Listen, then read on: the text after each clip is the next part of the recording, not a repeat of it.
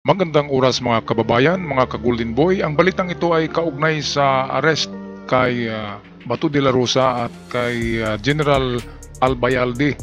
Dito ay pinag-usapan ng taga Philstar at ni Attorney Claire Castro. Dito ay malalaman natin kung ano ang stand ng palasyo ng ating administrasyon tungkol dito sa pag-aresto kina Bato de la Rosa at General Albayalde. Narito ang ulat, courtesy sa atin ng Philstar. We are expecting more arrest orders from the ICC na idadaan sa Interpol. Specifically, dalawa lang naman na inaasahan na lang natin kay Senator Bato de la Rosa saka kay General Oscar Albayalde.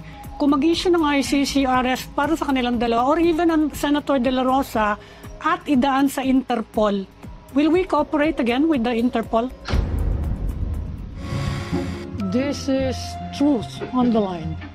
Personally, at sa mga dito po, parang hindi pa po kami nakakahimig na merong pang parating na wala. Alam namin malamang meron. Pero kung against Senator Bato de la Rosa and General Albayalde, parang wala pa po kaming nahihimigan. Parang hindi pa po nakakarating kung meron naman.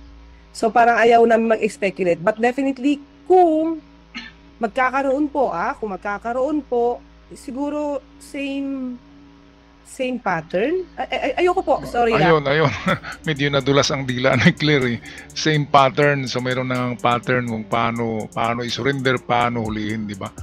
Katulad din noon ay nagpahayag ang palasyo ng kanilang report ay nung araw na nahuli si di ba, na inaresto si Digong.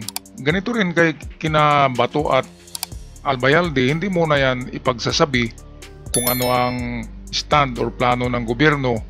Diyan na yan ibabalita kapag inaresto na, napusasa na.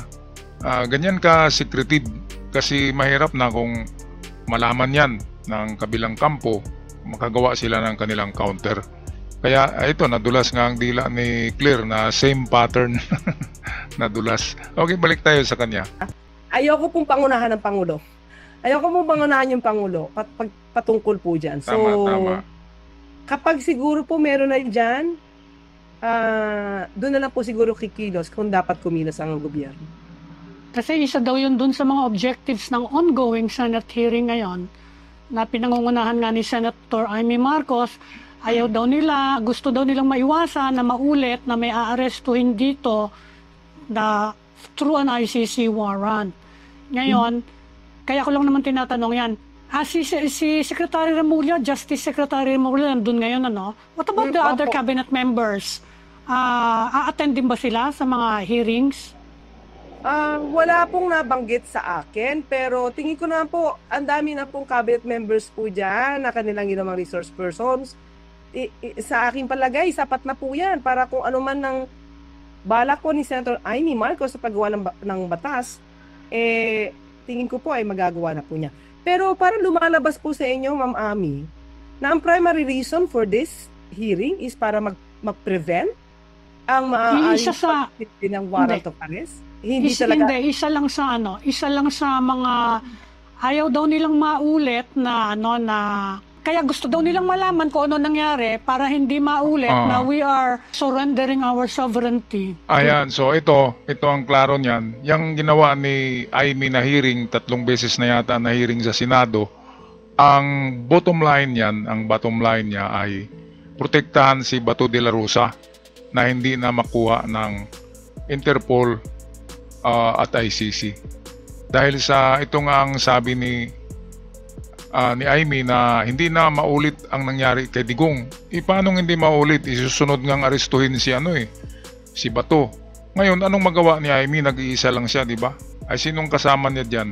Ano diyan? Si Bato, pero si Bato ang arestuhin, di ba? Kaya sinong didipinsa kay Bato? Si Amy na lang mag-isa. Paano mangyari yan? Paano magawa yan? Majority administration ay papayag yan na arestuhin si Bato. Dahil nakapanggulo na Hindi sumusurrender, hindi sumusuko si Bato, didiis pa rin. Kung mag-pledge siyang si Bato na kakambyo na ng partido, ay baka pwede.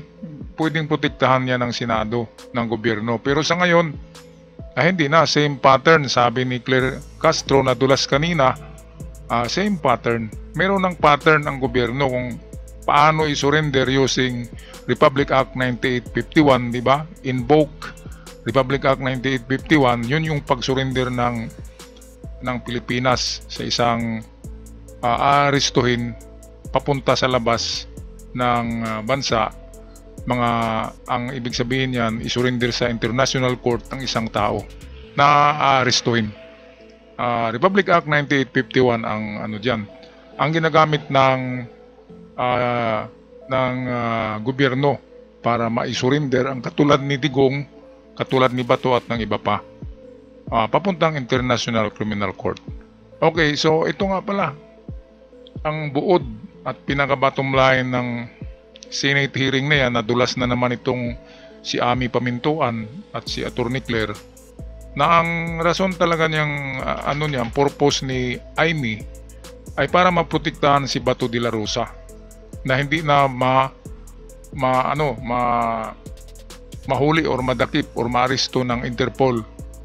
Gagawa siya ng countermeasures, pero paano? Majority, di ba?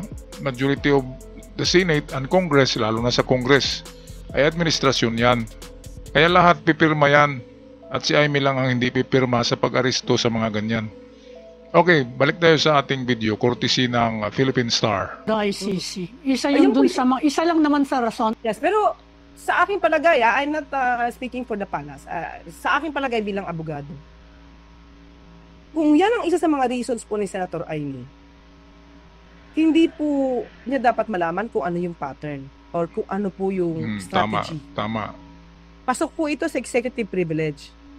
At prerogative po ito ng administrasyon kung makikipag-coordinate sa Interpol o hindi, kung may warrant of arrest ang International Court, Criminal Court na ibibigay. Oo, prerogative nga ng gobyerno, ng executive, ng ehekutibo na kung anong gagawin, di ba? At kung majority ay sasang-ayon na isurrender yang si Bato, ay talagang may surrender yan, invoking Republic Act 9851.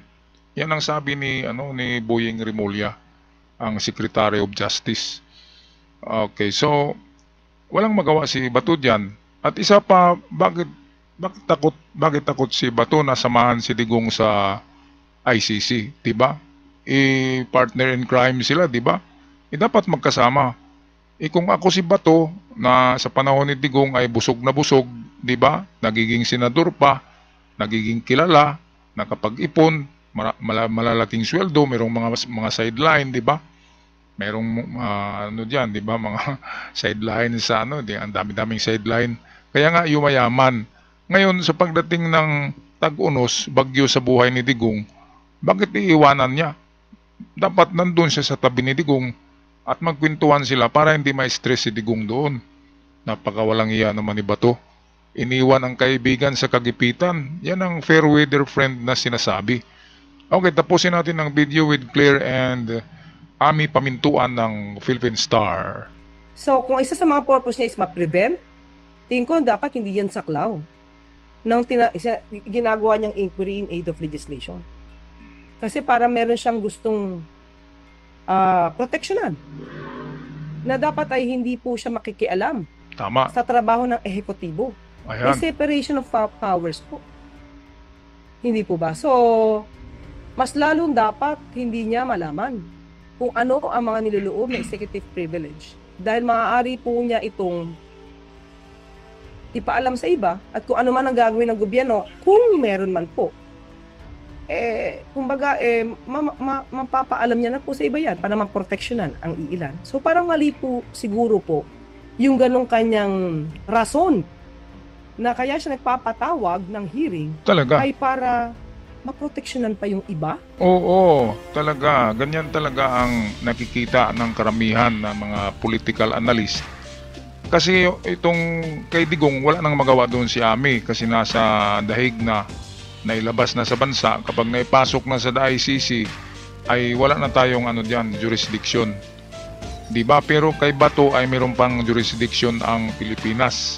Lalo na kapag ang Senado at ang Congress ay papanig kay Bato, pwedeng maprotektahan nga si Bato. Pero kung hindi, majority ay ayaw ka Bato, ayaw pumirma ng proteksyon, ang Senado, ang Kongreso, ay talagang ibigay sa Bato, ibigay si Bato doon sa Interpol, invoking Republic Act 9851. Pakibasa na lang mga kababayan sa 9851. Yan ang rights of our government to surrender a certain person to any criminal court na international. Alright, so ako'y magpapaalam na mga kababayan at sa aking mga bagong bisita sa channel, huwag niyong kalimutan mag-subscribe, pag-share din kasi napakalaking tulong at sa aking mga avid followers. Maraming salamat sa pagsubaybay sa ating channel. Hanggang sa muli, paalam at ingat ang lahat.